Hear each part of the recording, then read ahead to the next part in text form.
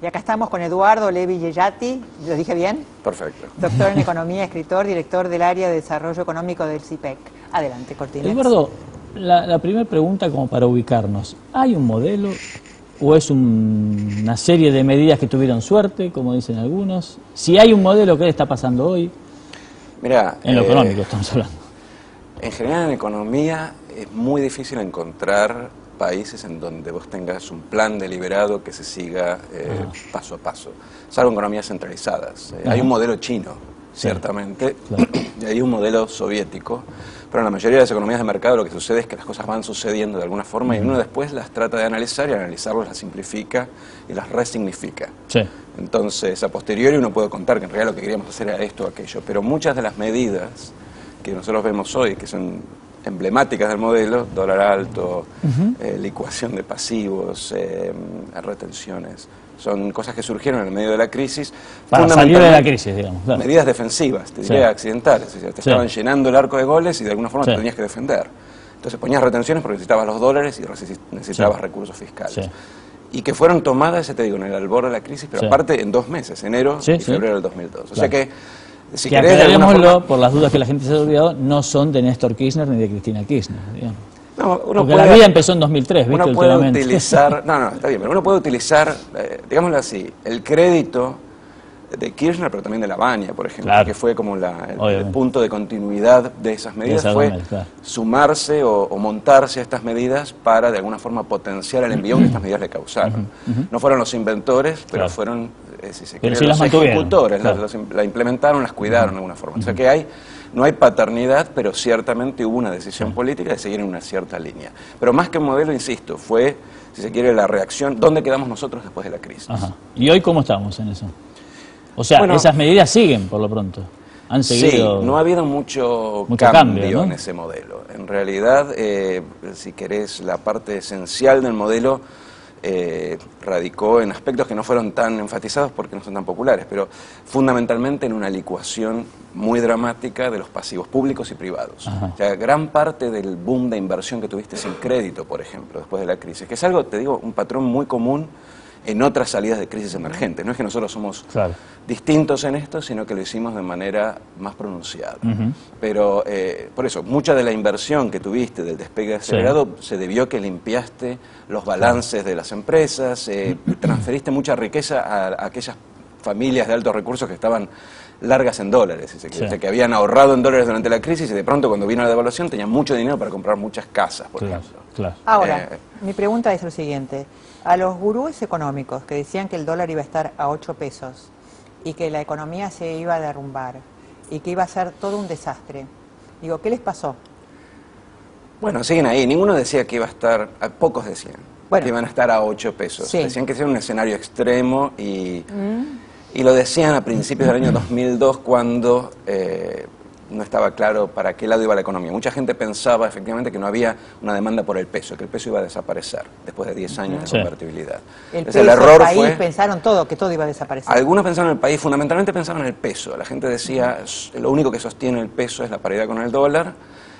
Cuando vino la crisis pensaban que no se podía hacer política monetaria. Yo en ese momento estaba en el Banco Central y tenía que convencer a la gente que desde el Banco Central podíamos hacer política monetaria.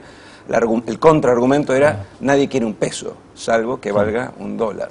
Y la verdad es que no, la gente quería pesos. Había demanda de dinero, la gente tenía dinero, pesos en sus bolsillos, billetes, pesos. Y bueno, y pudimos salir en parte haciendo política monetaria, ¿no? Entonces, hubo, si se quiere, una percepción errada de la afinidad que tenía el argentino con los pesos para hacer sus compras. Una cosa es que el argentino dolarice sus ahorros y otra cosa es que use los dólares para gastar, para hacer pagos. En la práctica nunca sucedió eso, ni siquiera durante la convertibilidad. Entonces, esa fue un poco la base del error. Ahora, esos economistas sí siguen, hay economistas que se equivocan en todos lados. Te diría, en defensa de la profesión, creo que se equivocan menos que otros gurúes, por ejemplo, los encuestólogos. Mi otra pregunta es, ¿en qué se equivocó la oposición que con todas estas ideas económicas el oficialismo logró el 50%? ¿Qué no entendió? ¿Qué le explicó a la gente de economía que no se entendió? Bueno, las elecciones son mucho más que el discurso económico, así que me imagino que los economistas no tuvieron una incidencia gravitante en lo que fue el último voto. La economía posiblemente sí.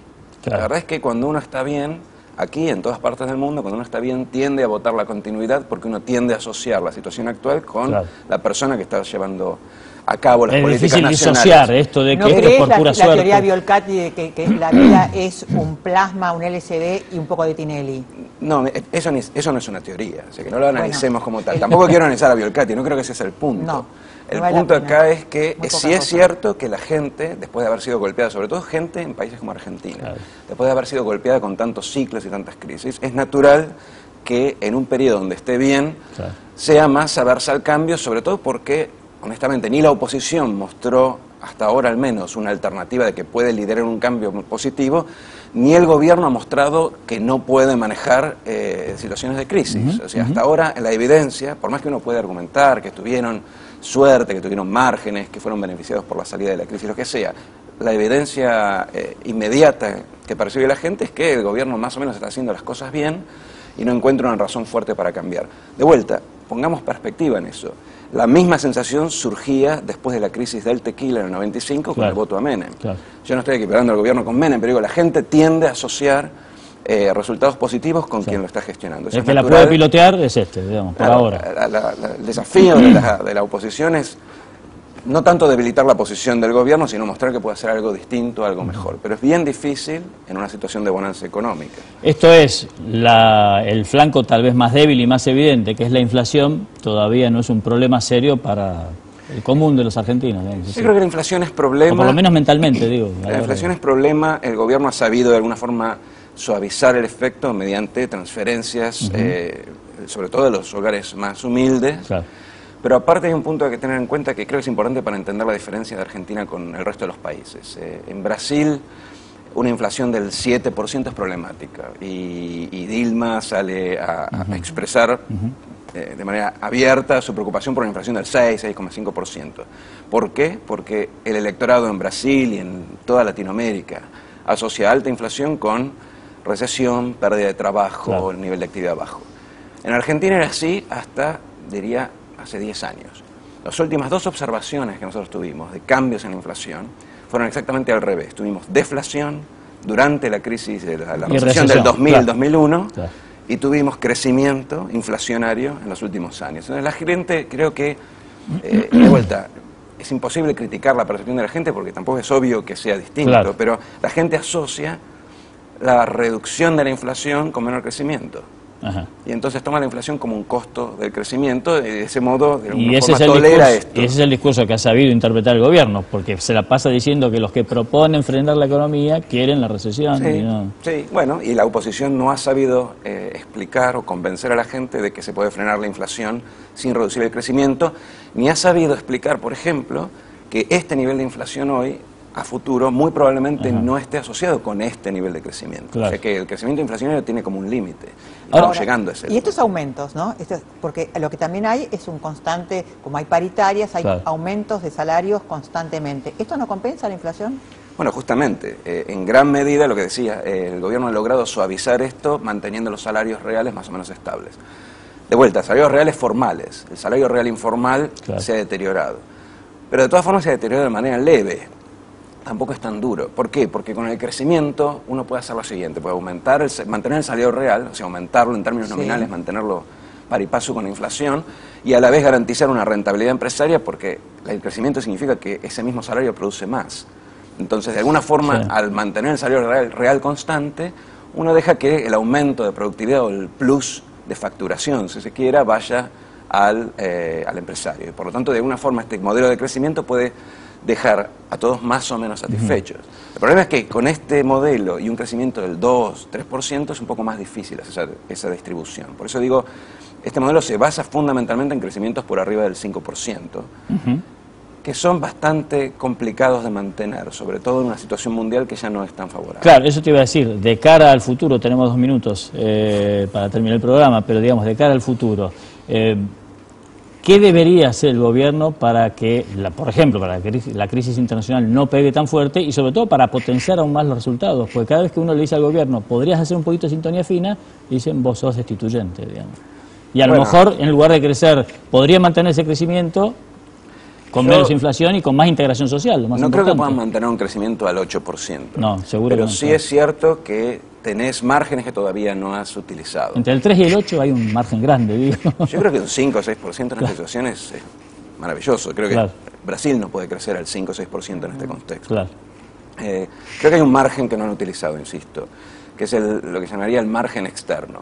Y no es el margen de endeudamiento, sino, vos tenés que pensar el modelo argentino como un modelo en el cual el gobierno vive con las divisas propias, Sí. vivir con lo nuestro en el mercado de Sí. divisas. Te entran divisas por la cuenta corriente y con eso pagas la deuda, Sí. y la cuenta financiera en general pierde divisas. Hay salida de capital, la gente invierte gran parte de sus activos, de sus ahorros afuera.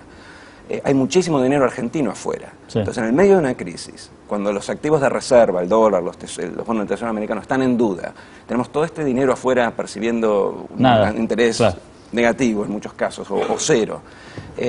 Con algunos cambios quirúrgicos, el gobierno podría repatriar muchos de estos capitales que podrían alimentar la inversión, reducir los costos de financiamiento, sin necesidad de un costo fiscal Claro. acelerado y de alguna forma morigerando el impacto de la crisis. Ese margen yo creo que es el que está en discusión. Ahora, no estoy seguro que el gobierno interprete esto de la misma forma, pero me parece que ese es el margen que tendrían que explotar. Eduardo Levi Cellati, muchas gracias por haber Gracias por estado en venir, este Eduardo. momento. Nos vamos. Nos vamos hasta el próximo lunes. Chau, chau.